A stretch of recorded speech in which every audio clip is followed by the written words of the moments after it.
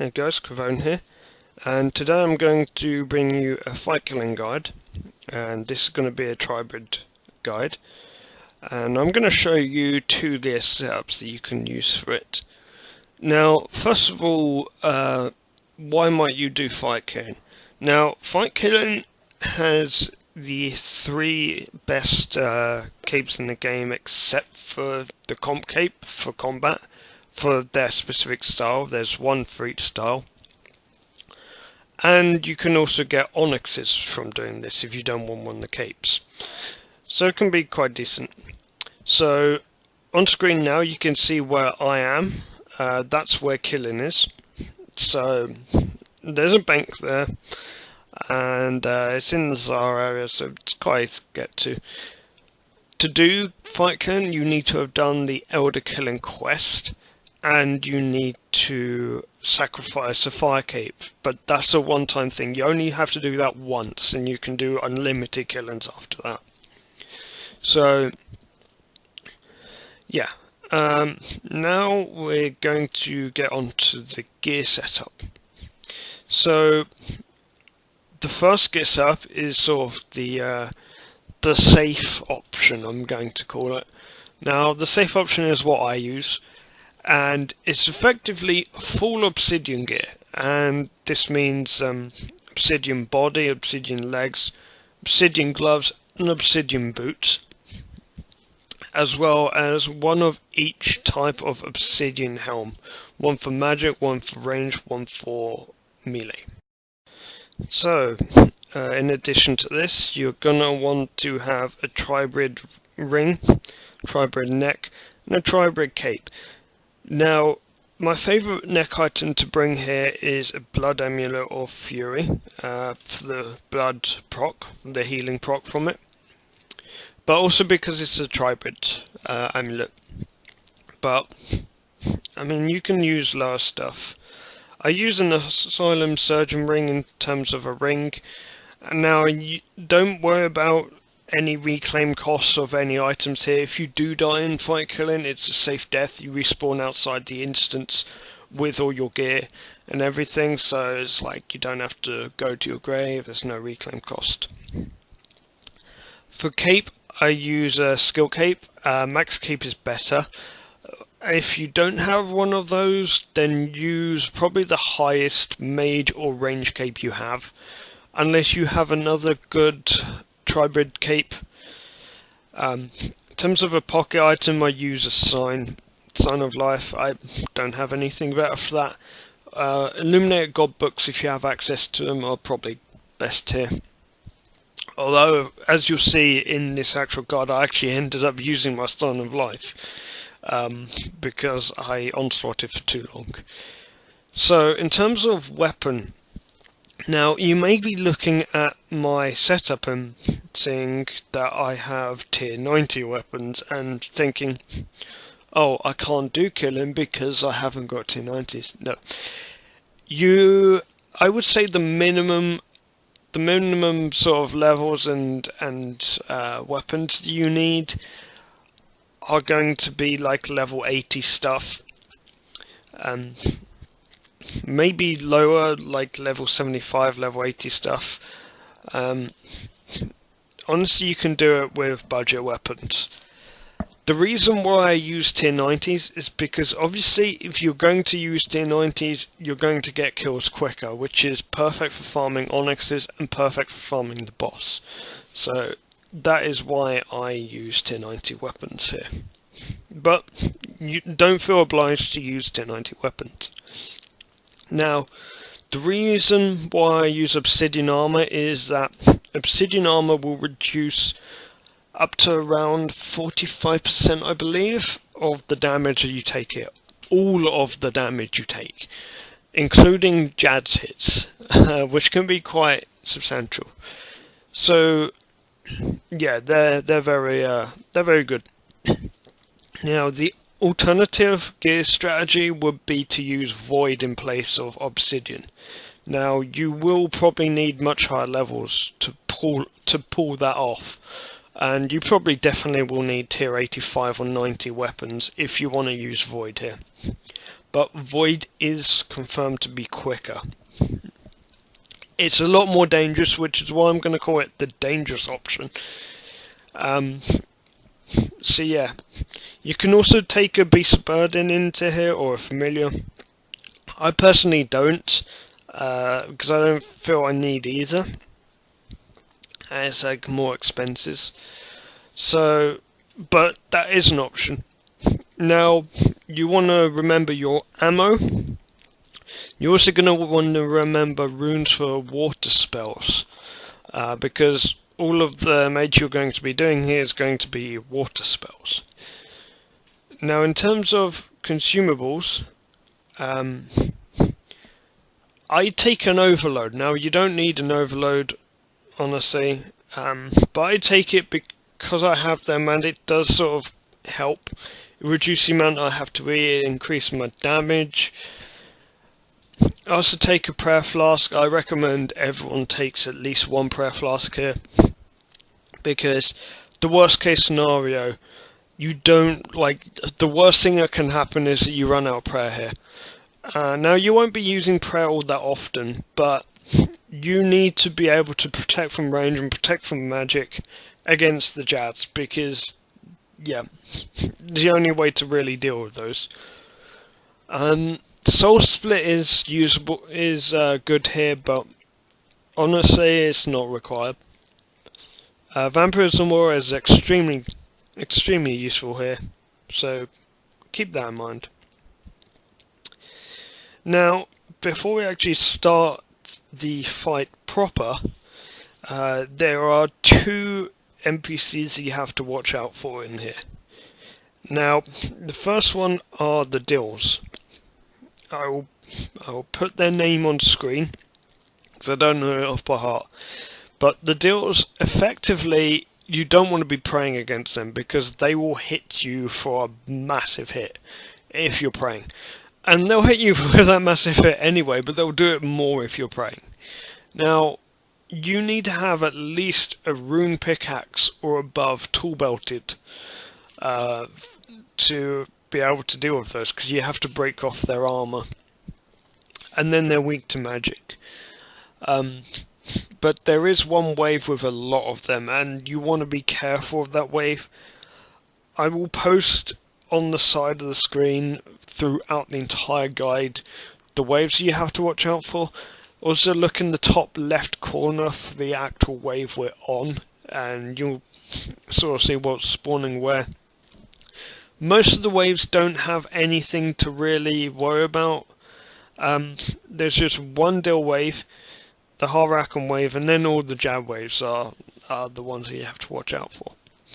Now, obviously, Jad is the second NPC you have to watch out for, and if you've done fight caves, which you have to have done to actually do fight Kiln, you'll know how to press switch, so I'm not going to go into that, but if you have forgotten, I will show you in the guide once we get to a Jad wave.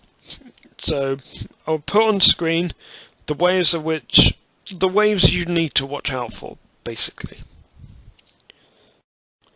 Now, there is one last thing that I need to mention before we start, and that is crystals. Now, there will be items on the floor called crystals, and these will spawn every few waves, etc. And these are always in the same set patterns.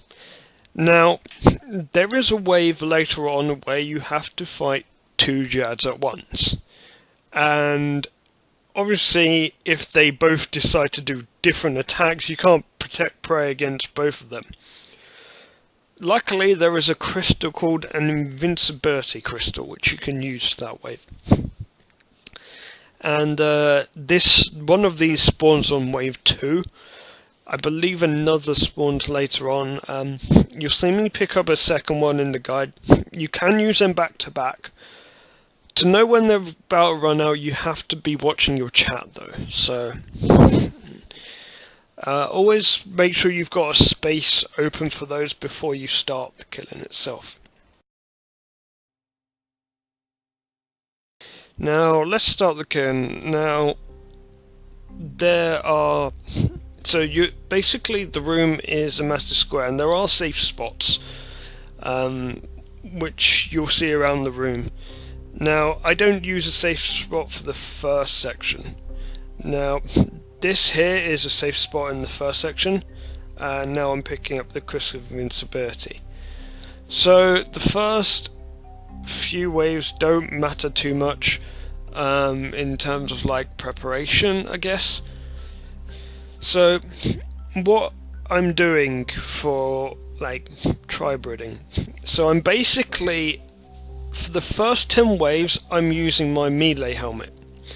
I'm using mostly melee. I'm using my melee weapon, my melee bars. I will sometimes, if I see big minions, such as the big rangers, big mages, or big meleeers, I will switch to an appropriate style to deal with those, normally at the end of the wave. I also want to make sure I always have range or magic ready for Jad. So that's quite important as well. Now, the first wave to note is wave 5, because you face a Dill here. Now, the Dills will not aggro until you get close enough, whilst everything else in the room will aggro straight away. So, leave this Dill to last. As you see, I broke it with my melee weapon. I'm meleeing it, but the best option is to mage it. So yeah, now it becomes a bit more difficult because they're throwing 2 different styles at me. So you sort of have to prioritize based on how low health things are and what styles are weak to. I tend to go for the ones that are weak to melee first in these, because I'm using mostly melee. And the more enemies you kill, the less damage you're taking in those waves.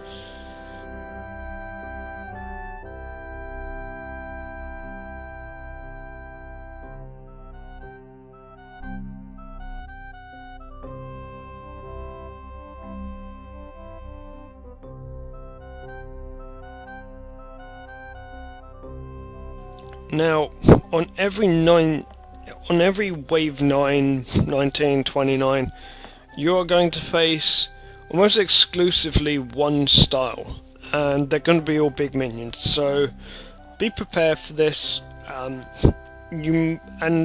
this will be the wave before you face a Jad, so make sure you're fully healed at the end of it.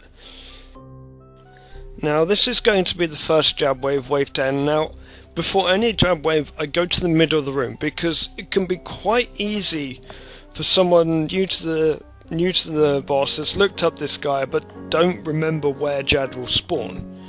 So that's why I start in the middle. Now, the reason why you don't want to be starting where Jad is the melee hit is very hard to block. So you're seeing my prayer protects here. If he stands up on 2 legs, protect against magic. If he stamps the ground, protect from range. That's effectively what you do here. And now I actually switched to my ranged helm, and I'm ranging him. And the reason for this is that the next 10 waves after, we're going to be using mostly ranged, and then like later on this is going to be magic. So we're going to be using mostly ranged here. We will switch for some of the big minions, and there are quite a few big minions, and they're a bit of a pain near the end of these waves.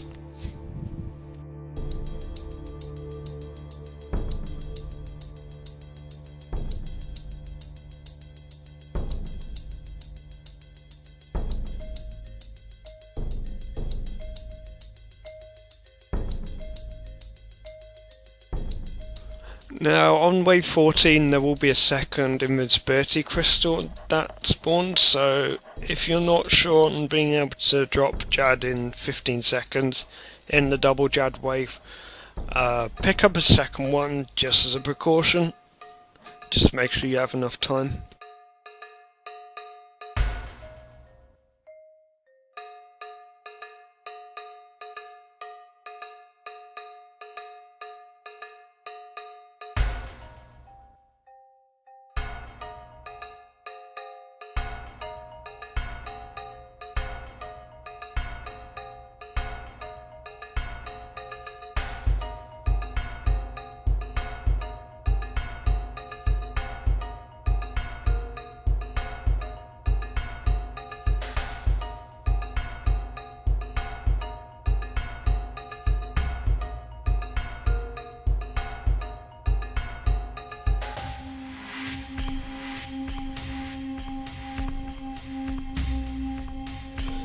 Now we're getting on to wave 19, which is a wave to watch out for because there's a lot of mage guys. You're going to be using a lot of range, but there's also one deal. So yeah, do the deal last, and make sure you're using mage to finish that deal off. Now the deal does not spawn in the same corner as Jad, so you don't have to worry too much, but it's still good to sort of stand in the middle just in case you've forgotten this. So yeah,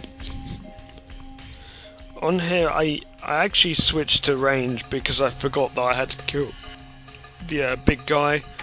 But yeah, always keep Jad in your picture even if it's not the first thing you attack, just so that you can protect Prayer and see what he's going to do next. So yeah, now we're jumping on to the next 10 waves, which are wave 20 to 29, and we want to be wave 21 to 30. We want to be using magic for most of these. So the first wave is quite fun because you can tsunami and it'll be quite good. You just get mobbed by a bunch of enemies. Now for these 10 waves, I tend to actually use a safe spot, and there are two good safe spots I find in the room. One is in the northeast, one is in the southwest, but you want to be careful if you're in the southwest because that's where Jad will spawn at wave 30. And the northeast is a good place because of wave 28, which we'll get onto wave 28 once we get there. It's quite a difficult wave. You're basically against loads of deals with it. So yeah, just get through these waves with magic and it'll be quite easy.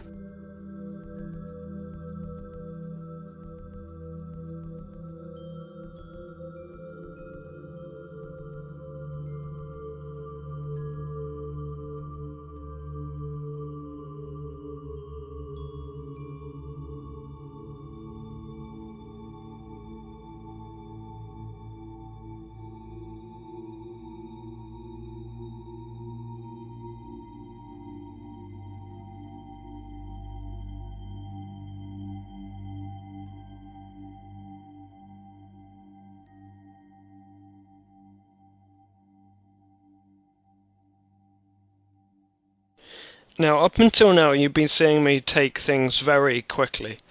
Now, this is the first wave, wave 28, which I'm really cautious. So, you want to take out this major first, and you want to be using range for that. Spawns in the northwest corner. Now, the rest of this wave is all deals, so you want to tackle these sort of in corners, so you want to take one at a time. Obviously there's two corners with two, obviously you don't want to pull all four on that side. You definitely want to be taking these slowly because they can really hurt. And don't be praying against these because you will die if you use prayer in this wave. Also, you want to be reasonably high health going into this wave as well because they can spike damage you. Now wave 29, there's another one of those waves where they just send loads of big minions at you. Now where I am standing, be careful because that's where Jad spawns, and I moved to the middle of the room to avoid this. And so yeah, this is another example of why you should stand in the middle of the room when Jad spawns, because the two safe spots I mentioned earlier, Jad spawns at one of them. So, and it can be quite hard to tell which safe spot you're actually at because they both look the same. So, yeah, the rest of wave 30 is not too difficult. Now we get on to the last section of waves. Wave 31 is a bunch of rangers, so you want to be using melee for these, and this is the point where you start switching helms every single wave. So you want to be using melee against these guys on wave 31. Wave 32, you want to be using magic because there's a lot of melee guys, and obviously you can probably tell what's coming next. Wave 33, you want to be using ranged, because there's a lot of mages, big mages.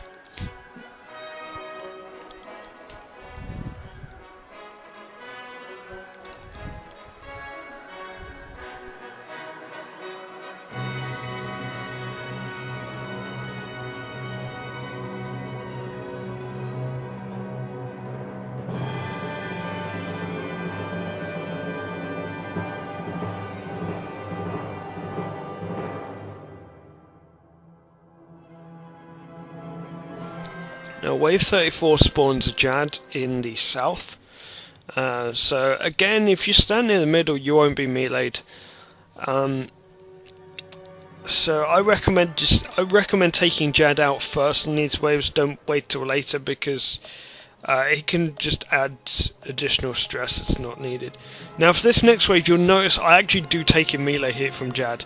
Don't stand in the middle here. I'd stand south because he will spawn north. And yeah, he missed the melee hit, but that was quite dangerous.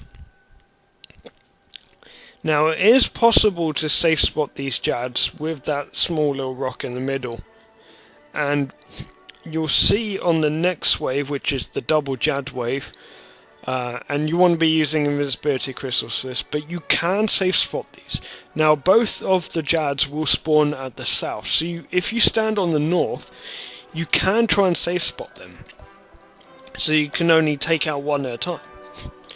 So you see, I switched my chat, so I can actually see my chat, and when it says has nearly faded, that's when I'm getting ready to sort of use the second one. I killed the first Jad before I needed to use the second crystal, but I used the second crystal just to almost prove to myself that you can use them back to back, which you can. Now we get on to Harakan, the final boss, and honestly Harakan is a disappointment in terms of difficulty. Double Jab wave is definitely the most dangerous wave. Now, so the way Harakan works, he will spawn tentacles around the room. You want to kill these, but don't use adrenaline using abilities on them. Save adrenaline, and Harakan will spawn somewhere in the room every 45 seconds for not that long, so you want to maximize your DPS as much as possible there. You'll notice I signed using Onslaught. I don't recommend doing Onslaught to sign, but yeah, just keep an eye on your health. Take out the tentacles, but preserve adren. Use all your adren on Harakan because he's not up for long. I find mage to be better than ranged here. I've never tried melee here, but I know you can use melee on Harakan, so bear that in mind. But yeah, there's not much to say about this wave, to be honest. It's a very simple wave. So yeah, thank you everyone for watching. I hope this was helpful to all of you, and I hope my voice is going. I don't know if you can hear that. So yeah, next Road to PVM Mastery video will be out next week because I've been doing a lot of Slayer this week as well. So yeah, at the end you get offered the cape of the highest damage style you did, or an Onyx. I picked the Onyx because I've got all the capes and I want Onyxes. So yeah, thank you for watching, like, comment, subscribe, and I'll see you guys later.